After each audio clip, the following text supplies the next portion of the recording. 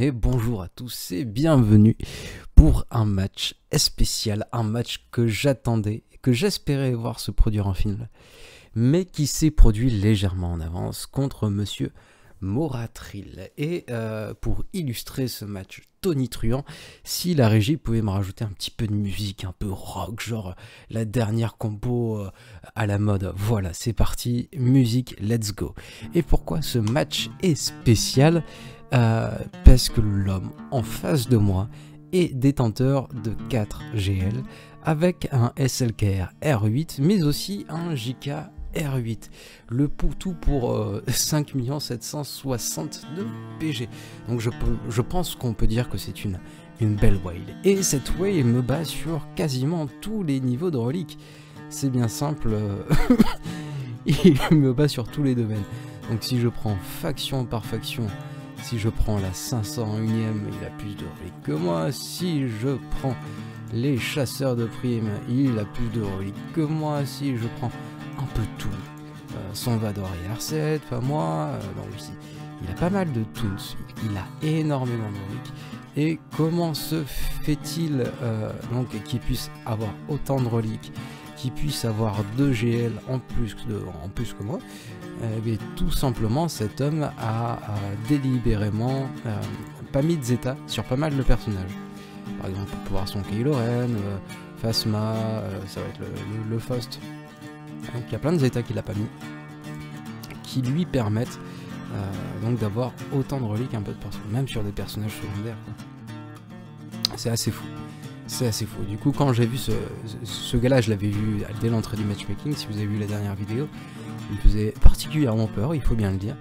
Et mais en même temps, c'est un match que j'ai envie de jouer parce que voilà, c'est un match sur lequel il va y avoir du suspense, du combat.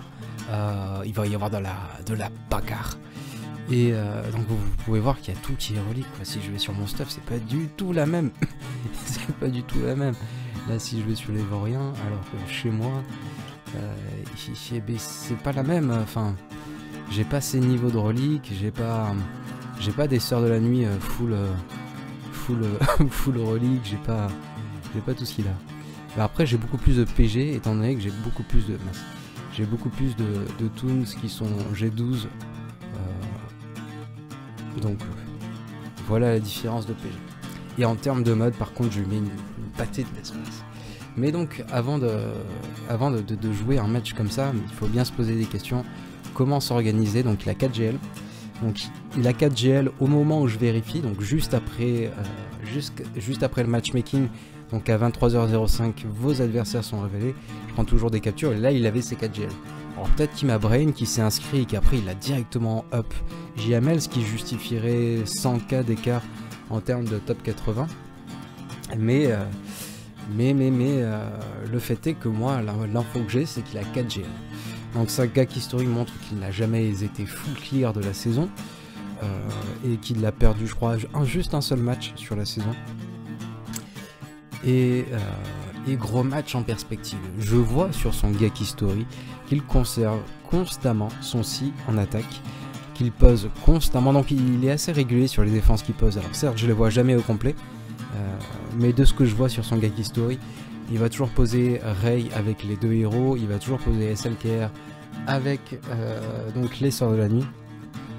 Son JML, je l'ai jamais vu sur son gag historique, donc à mon avis, il l'a débloqué il y a vraiment pas longtemps.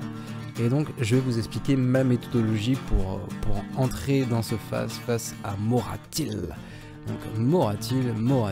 Mes défenses, j'ai donc décidé de conserver mes GL, en attaque pour pouvoir contrer 3 GL adverses, si jamais il me place 3 GL. Donc, comme je vous l'ai dit, je me suppose qu'il conservera 6.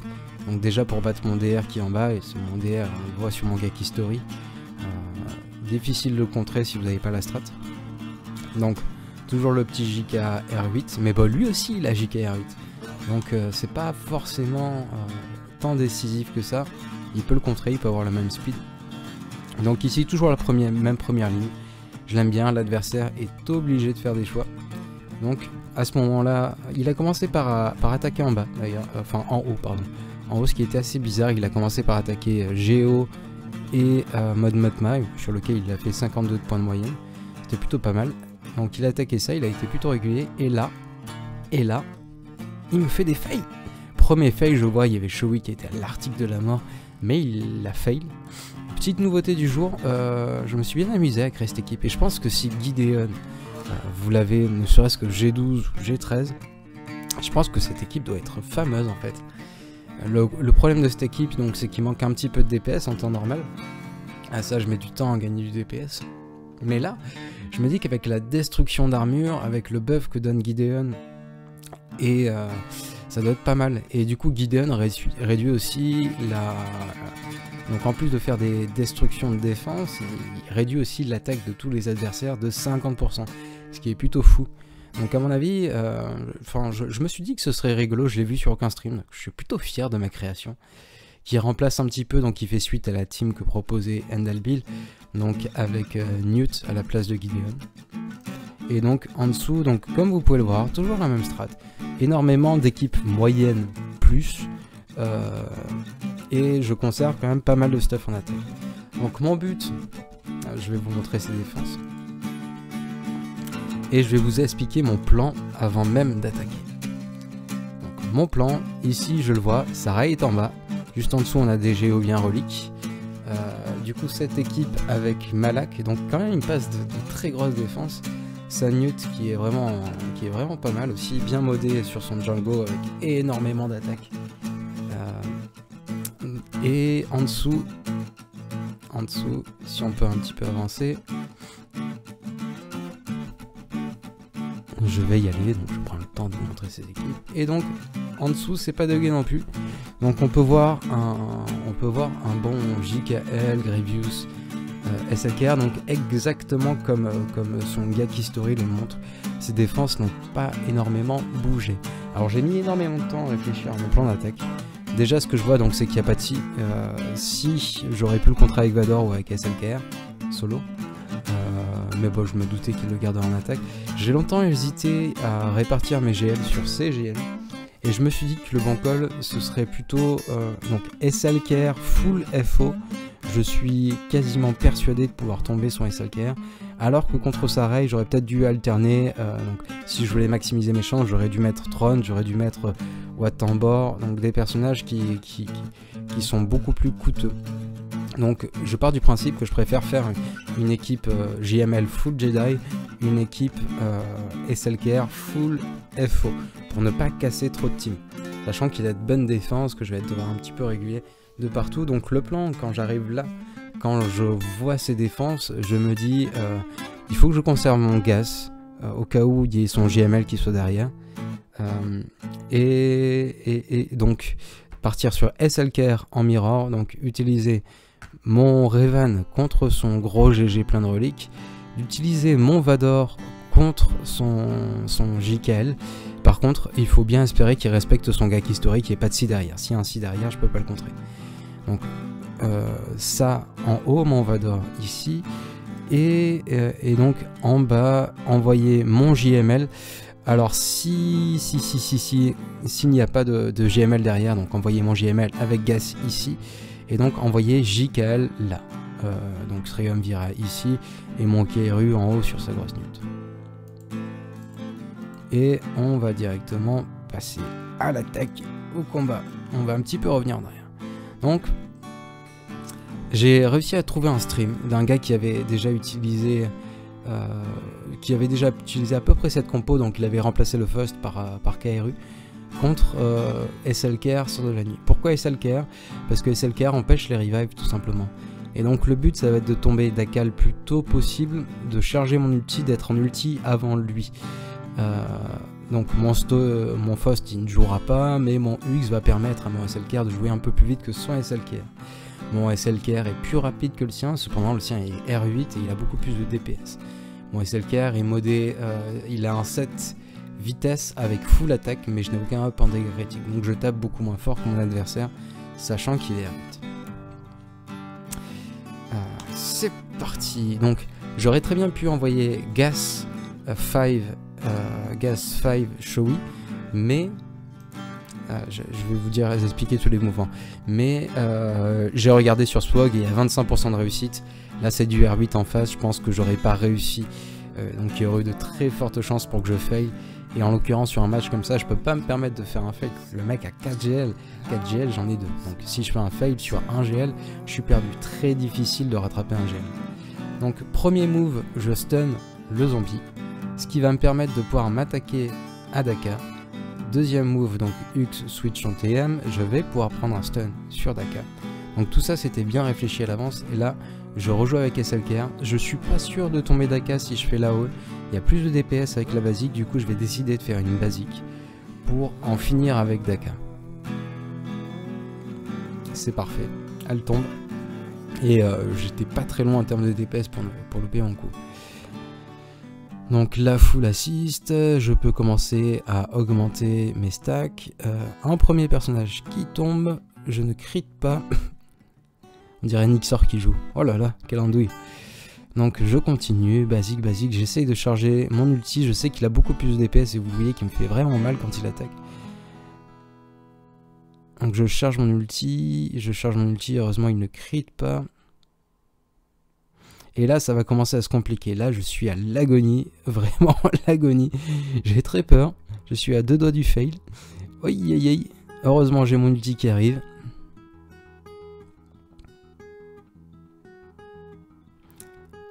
Et là, l'aspect 1 pour être sûr de crit, paf, ça passe, 46 points, c'est vraiment pas énorme. Heureusement qu'il a fail, mais ça passe. Ça passe. Alléluia. Du coup, combat qui peut être un petit peu risqué, vu qu'il y a quand même pas mal de reliques en face, et que moi de mon côté, comme toujours, je minimise mes reliques pour éviter d'augmenter mon top 80. Donc vous pouvez voir mon Revan qui est R3, Jolly R2, Yoda R4. Donc, toujours la même méthodologie, quand vous êtes face à cette team, il faut d'abord penser à diminuer les stacks de B1 avant de pouvoir vous attaquer à B2.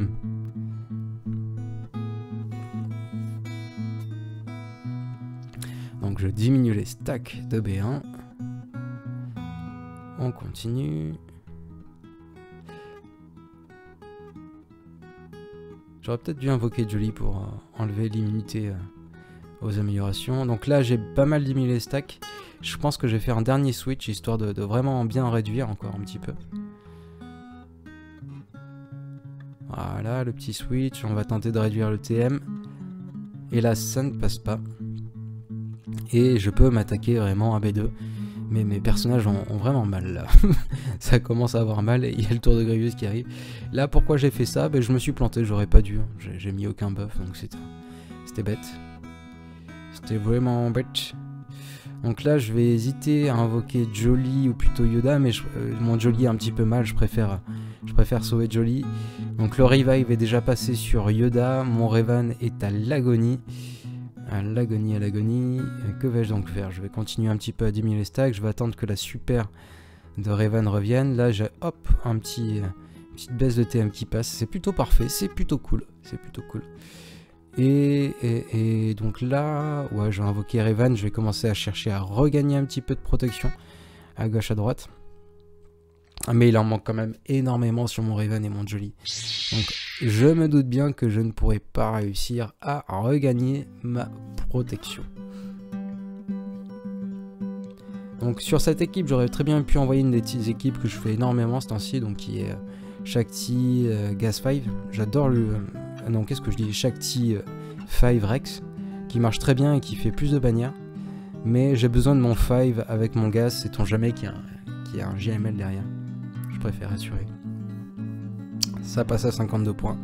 C'est parfait. Et maintenant, un combat des plus fun. Du coup, le Vador. Alors, beaucoup l'utilisent contre Jikel avec Wat Tambor. Moi, j'ai une autre strat. C'est pas exactement la même. C'est le Vador Throne. Le raid, donc il n'est pas non plus existentiel.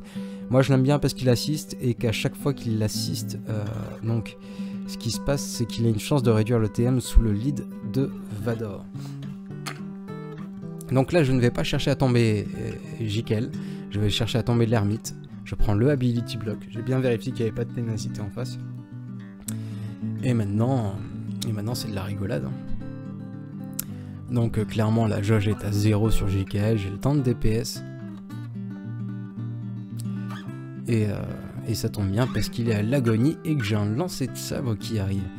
Donc tout le monde est full protection, je suis archi bien.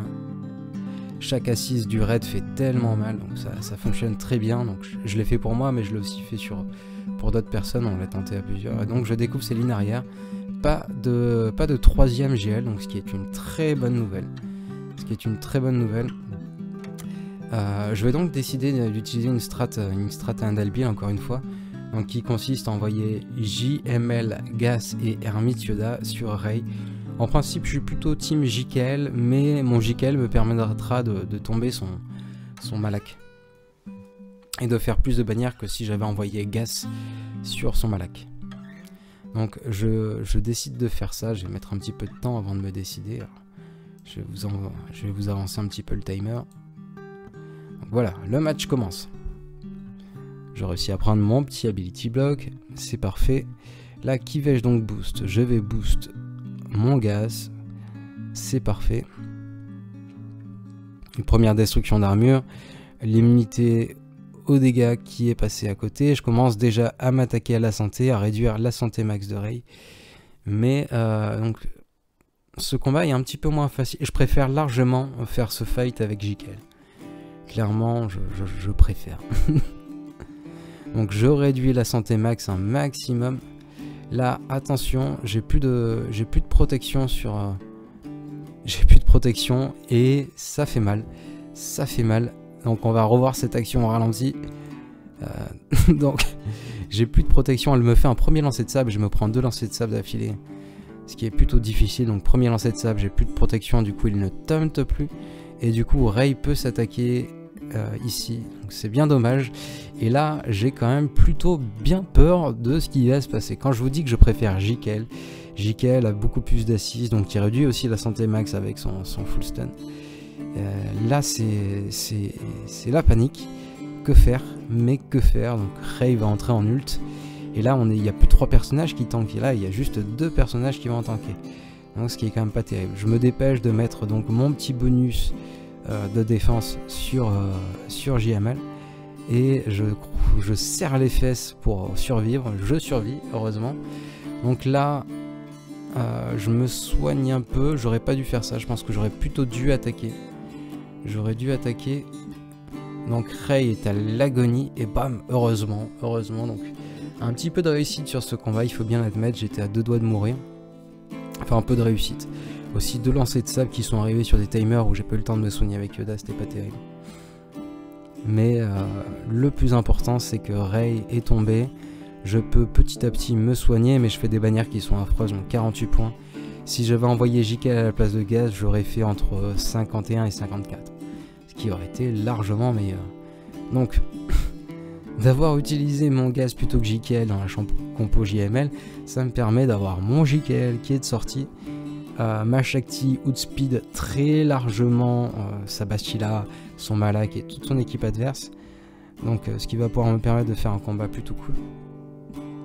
Je réfléchis s'il y a un endroit où je pourrais utiliser Basti et non, du coup je vais décider de mettre Basti en dernier dans cette compo Jedi. 3ème équipe Jedi, c'est plutôt cool. Et donc c'est parti. Donc là il n'y a pas d'air, vous pouvez stun l'équipe adverse, ne vous en privez pas. Donc tomber Basti en premier, puis s'attaquer à l'empereur parce que l'empereur donc à chaque début de tour, donc vous perdez de la santé max. Là, vous voyez, je me fais pas attaquer, mais j'ai perdu un petit peu de protection. Donc c'est dû à l'empereur. Et on continue. Donc là, le but, ça va être de terminer avec le maximum de bannières possible.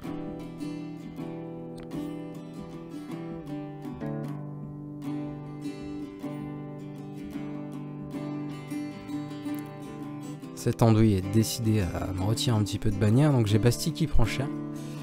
Je vais décider de la soigner. Donc le but c'est de finir un full bannière, hein, le plus possible de bannière.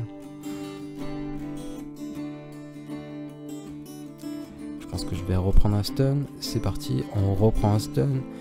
On invoque le petit JKL. Malak est à l'agonie mais il survit. Et moi j'ai bien mal du côté de Basti. Je suis à 2 doigts de la perdre. Donc je vais essayer de la protéger. Et ce Malak résiste en plus, il résiste. Bon, heureusement, comme ça j'ai le temps de me soigner un petit peu. Mais ça me compte pas full protection ni full santé, donc pas des bannières extraordinaires, mais au moins c'est passé, ça c'est fait. Continuons, partons à la suite du combat. Que va-t-il se passer? L'intrigue est insoutenable.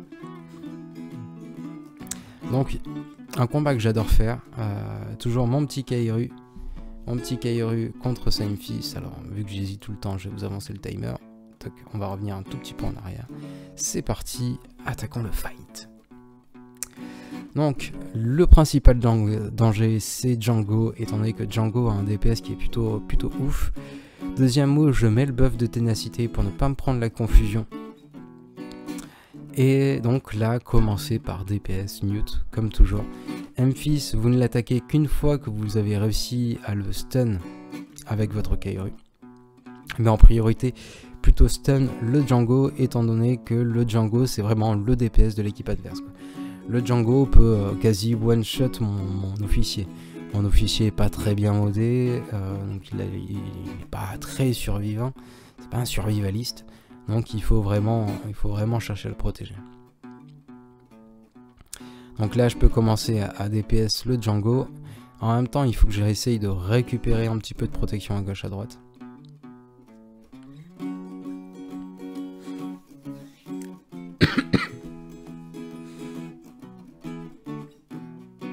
Le Django est sous contrôle, j'ai pas envie de le tuer parce que sinon il sort du stun. Donc je vais un petit peu temporiser sur lui, je vais commencer à stun Memphis, vu que le DPS de Memphis commence à se charger. Parfait, la réduction de jauge de tour qui passe. Encore une petite réduction de jauge de tour qui passe. Donc on est plutôt pas mal, là j'hésite à savoir mes capacités, je me rends compte que j'ai l'exécution qui est disponible sur l'exécuteur, donc je vais pas en priver, je suis sûr de OS. La petite basique, non, même pas spéciale directement. Donc là maintenant le but ça va être de temporiser, histoire de vraiment regagner de la protection sur l'officier et sur l'exécuteur. C'est pour ça que je vais attaquer en basique, donc l'attaque en basique va donner un petit boost de santé là sur l'exécuteur, et j'ai tout intérêt à avoir ces petits boosts de santé. Regardez, il est déjà quasiment full protection, ça revient vite, je le booste. Là, hélas, je suis obligé d'achever le combat, donc j'ai pas regagné toutes mes bannières sur l'officier, mais c'est déjà plutôt pas mal, donc d'avoir envoyé, d'être passé, c'est cool. Donc maintenant, CGO bien relique, pas d'autre choix que d'envoyer le Triumvirat pour faire un travail de démolition des plus joviales. Le Triumvirat, décidément beaucoup trop fort en 3v3. Le nombre d'équipes que ça passe. Bon, après Géo, aucune surprise. Mais donc là, la question c'est, est-ce que je me prendrais pas un petit kill de la part de son espion qui est quand même hautement relique? Heureusement, donc j'ai réussi à poser le drain avant qu'il ne joue, donc ce qui est plutôt une bonne nouvelle, ce qui va le retarder un petit peu dans ses attaques. Et là, je décide de m'attaquer plutôt à l'alpha, donc je peux prendre un ability block, ça passe, il ne doit pas y avoir énormément de ténacité sur lui. C'est une excellente nouvelle. Et suite à quoi je vais décider de DPS petit à petit. On continue. Donc son équipe Géo qui est quand même particulièrement lente, pour que j'ai le temps de jouer autant de fois, ça aurait pu être beaucoup plus compliqué. Donc là le bon call c'est qu'en plus de ça ma Traya est full protection. Mon Nihilus, il y a un doute, je sais pas si mon Nihilus, je vais lui mettre un petit boost de protection au cas où il puisse terminer full prot. J'ai un petit doute sur la question. La première annihilation qui tombe, je vais décider plutôt de tuer Alpha, vu que là il va redonner de la prot à tout le monde sinon.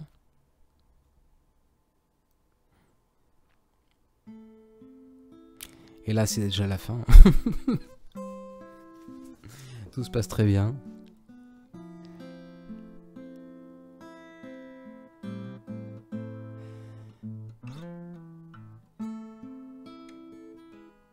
Plus que l'espion. Donc parfait. Un combat qui passe. Un combat à 53 points ou 52, j'ai mal lu. Je sais plus, mais donc pas mal de points, ce qui est plutôt cool contre des Géos. Je me suis pas pris de kill. C'est parfait, je découvre ses flottes, donc sur ses flottes il a rien changé. Et je trouve ça très nul, donc un Hux en défense, Hux c'est pas un bon vaisseau mère. En plus de ça, il a pas mis full PO au starter, donc ce qui réduit la vitesse du vaisseau amiral, c'est pas terrible. Je vais pouvoir m'attaquer aux équipes de l'autre côté, donc je vérifie les modages, je vais vous éviter tout ça. Et on va directement passer au direct. Donc j'ai encore mon Han et mon Chewie, je ne vais pas m'en priver. Donc là je prends un stun, je prends un deuxième stun qui passe, je vais décider de réduire le TM, pam, le droïde qui tombe, je vais tenter de prendre un stun à droite sur son Magma Guard, le stun qui passe, on est parfait, on est juste parfait, la petite AOE qui passe, on réduit le TM pour garder le stun, et là c'est parfait, là ça sent le 54 points, ça sent le combat maîtrisé, comme toujours. Han et Chewie, beaucoup trop fort Han et Chewie, vraiment génial à utiliser en 3v3. Continuons, du coup ça mode Motma sans aucune surprise, je vais y aller avec ma Padmé, donc c'est un combat qui fait très simplement 54 points. Alors je vous ai juste légèrement supprimé la première attaque, mais rien de bien grave. Bon là c'est une question de patience et attendre le bon moment. Donc vous devez tomber un personnage, il va y avoir le revive, et du coup après tuer le deux personnages avant qu'il y ait le deuxième revive. Donc le revive est tombé. Je préfère conserver donc sous stun le petit Lando, étant donné que le Lando il a une AOE. Surtout jamais qu'il fasse son AOE à un moment où je n'ai pas de boost de protection. Donc c'est quand même plutôt mieux. Donc là s'il y avait eu Lando, il aurait pu faire une AOE et il aurait forcément touché à la protection de mon Anakin. Bon ben là c'est un jeu de patience, hein, c'est un jeu de patience. Ouais.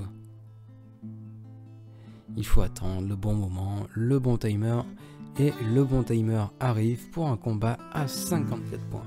C'est quand même plutôt très cool, très cool. Sachant que j'ai fait des bannières plutôt horribles sur les 2 GL, donc j'ai pas été... Enfin surtout sur le SLKR j'aurais pas pu faire mieux, mais sur sa Rey, j'ai vraiment eu un mauvais timer avec 2 lancers de sable juste d'affilée sans pouvoir me soigner. Donc j'avais aucune capacité qui me permettait d'invoquer l'ermite pour regagner de la protection. Donc je m'en tire bien au final, mais je fais des bannières plutôt affreuses.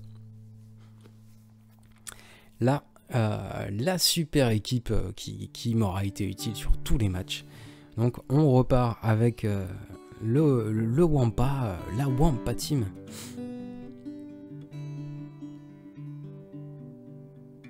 Et le Han qui prend très cher directement. Ça fait plaisir, ça fait saisir. Donc je vais décider de regagner de la protection. Le but c'est de terminer avec un maximum de bannières. Donc l'autre cible, une fois que vous avez éliminé le Han vous devez à tout prix le tomber en premier.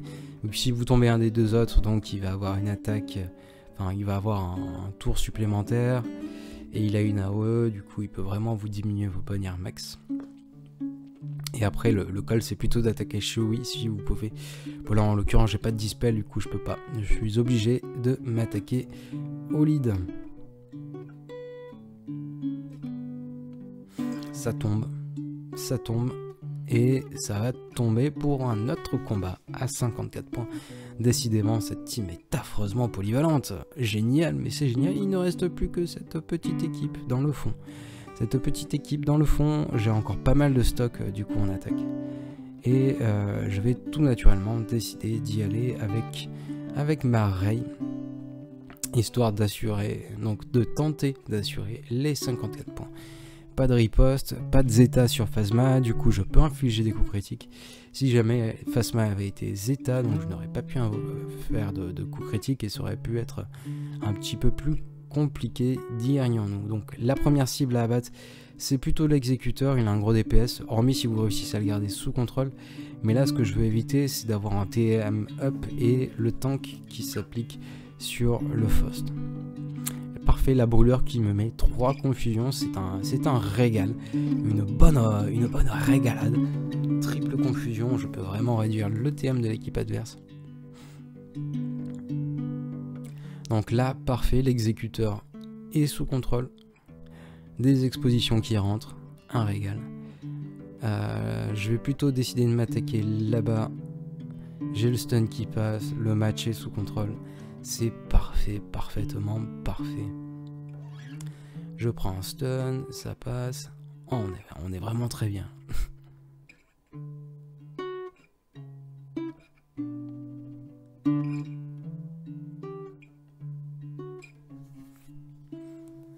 Encore un combat à 54 points. Ça fait plaisir. Et donc on va pouvoir s'attaquer aux flottes. Et donc il me reste encore mon Akbar et mon Malvo. Donc plutôt pas mal. Là je décide de partir avec un renfort en moins. Donc histoire d'augmenter un petit peu mes points. Sait-on jamais s'il me fait une mauvaise surprise, qui full clear mes défenses. Donc sait-on jamais, il a été beaucoup plus propre que moi. Il a une moyenne de 51 je crois, quelque chose comme ça. 51 sur chacune des équipes que j'ai posées en défense. Donc si jamais je joue mal, il peut encore réussir à rattraper mon score. Donc là toujours pareil, toujours la même chose, mais un petit peu pas beaucoup de réussite sur les assists. Du coup je réussis pas à tomber sur Y-Wing qui a l'agonie. Heureusement ça tombe juste après. La petite AOE, donc son Bix réussit à survivre et met le mien à l'agonie. Heureusement je l'ai suffisamment descendu pour qu'il n'y ait pas l'attaque de masse de la part du moine adverse. Et moi de mon côté j'ai plus qu'à appeler un renfort pour terminer ce match. Youhouhou. Donc là toujours la même chose. On invoque le petit faucon William et il n'y a aucune chance que ça passe 65 points. Ce qui est très très cool sur un combat de flotte. Ça me va très bien. Et donc dernier match, affronter un Hux. Pour un combat que j'ai jamais fait. Mais donc je décide de partir avec seulement 2 renforts. Pas besoin d'en mettre plus. Je pense que j'aurais juste pu mettre un renfort et ça aurait clairement suffi. Mais je préfère assurer. Enfin, je vois tellement de gens qui décident de... Comment dire, de réduire les équipes et qui font des fails. Que je préfère vraiment assurer. Donc là, dommage. Son bombardier résiste à mon attaque. Petit stun qui passe, c'est parfait. Que vais-je donc faire? Je vais plutôt mettre les buzz droids donc sur son vaisseau. Là, le but c'est de le terminer. Donc son petit Kylo, c'est le DPS de l'équipe. Un petit renfort pour faire une full assist. Mais le renfort, je joue pas tout de suite. C'est vrai, j'avais oublié ce petit détail de l'histoire. Étant donné qu'il y a la navette de Kylo en face. Donc, le petit KRU, il a un DPS qui est assez fou. Il peut me prendre un one shot à tout moment. Je décide de le tomber assez rapidement. Je vais tomber le Vador pour les mêmes raisons. Il a un gros DPS et terminé par la navette. Ce qui nous fait 63 points. Donc, c'est plutôt cool. C'est plutôt cool. Et donc à la fin de mes attaques, donc comme vous pouvez le voir, 2658, lui il vient de tomber une équipe adverse. Pourquoi j'enregistre encore? Je sais pas ce que je fais après. Je vais passer au direct et donc vous montrer la fin de ce combat. Oh cool, un petit event qui pop. Donc la fin de ce combat...